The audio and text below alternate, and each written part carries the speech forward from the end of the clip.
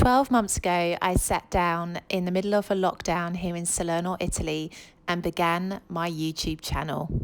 My early videos were far from perfect. In fact, in a lot of them, I didn't even look at the camera. I was looking at my own reflection in the phone. I had an introduction that I thought was fantastic, but in reality was far too loud. And basically, I started by just learning. I ventured into vlogs, and I shared my experiences of life around Salerno. I took people to Sicily, and essentially I started to really develop and nurture what has now become the Ms. Brittany YouTube channel. So probably the biggest thing that I have learned is that YouTube is so relatable to life. Like with anything in life, you just have to start, and it's exactly the same with YouTube. Don't wait for the perfect moment. There will never be the perfect moment. Don't wait until you think you have everything figured out and that you understand how YouTube works and you think you understand what your content is going to be like, because that perfect moment will never ever come. And the only way you reach a point where you get better and where you improve is by having started in the first place. And, you know, it's so relatable to life as well, particularly people that want to move to Italy, for example, which is obviously the focus of this channel. You have to just start somewhere. There's never going to be the perfect moment to move to Italy. There is never going to be the perfect moment to become an expat. There is never going to be the perfect moment to make a big life-changing decision like that. There will never be the perfect moment to start on YouTube. It's the same. You just have to begin. So what are some things that YouTube has taught me over the past 12 months? Firstly, it's to listen to your community. I'm so proud to have built such an incredible community over these past 12 months. And one thing that I'm really proud to have now as well is the community tab on my channel, which means communicating with my community has become even easier.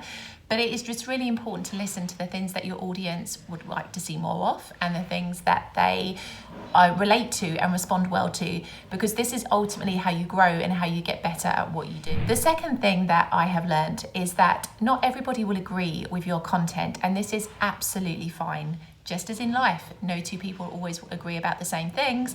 Not everybody is going to love your content or agree with the things that you post.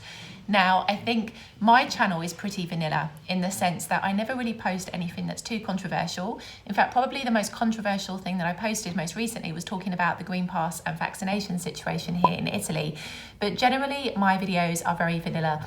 And even with a vanilla video, I still receive comments from people that disagree with something that I've said. So I think you just have to remember, not everybody's going to agree, but that's perfectly fine. And sometimes it can actually activate some healthy discussion and communication around the subject you're talking about. So it can sometimes work into quite a positive thing, even if you think the comment was initially negative.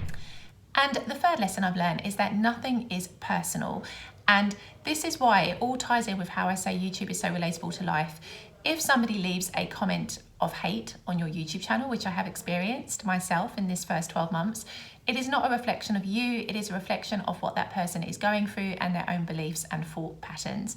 So I think if you adopt the principle that nothing is personal, it frees you up to produce content that can inspire, help, and motivate so many people and doesn't put you in invisible chains, because you are constantly responding and reacting to what people say to you about your content. So just remember, nothing is personal. Everybody will have an opinion. You can't stop that. It's life.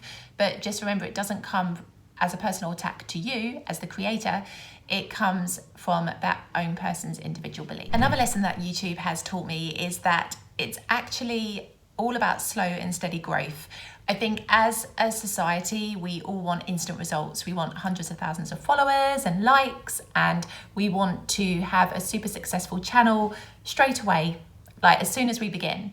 But it just doesn't work that way. And YouTube, to me, is one of the more organic platforms to grow on, because it's not like Instagram and Facebook where people can mindlessly like something and just follow along and that's it. With YouTube, you don't just want the subscription, you want people to actively watch and engage with your content. And that's where you build more of a relationship and a rapport with the people who subscribe to your channel than I think you do on platforms like Instagram and Facebook. So it's really interesting to see how you can grow a community, and it really tests you as a human because I'm very impatient, particularly talking from a personal point of view. And so it's really taught me to, you know, understand that slow and steady growth gives you a strong foundation. And, you know, I stand here now with like over 5,000 watch hours, nearly 6,000 watch hours, and over 800 subscribers. And, you know, it's taken me a year to reach that point. 91 videos is where I'm at now, or this will be my 92nd video.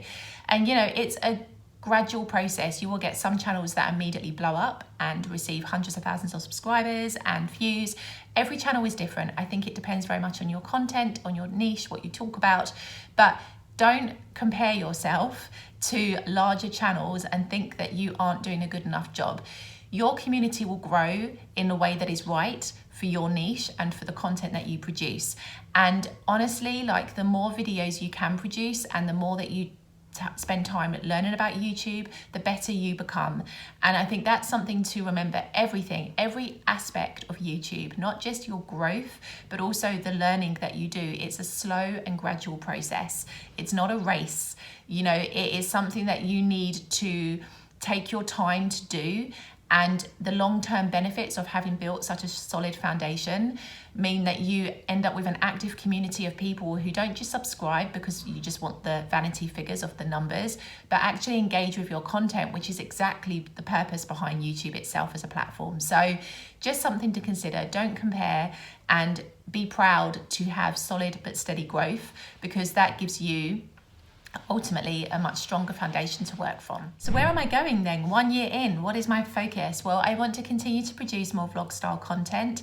This was something that I decided to do because, having experienced like the COVID situation and life in lockdown here in Italy, it's meant that my family haven't been able to come over to see me. And for this reason, I started to create vlogs so that I could show primarily, really, my family around Italy and around the city that I live in.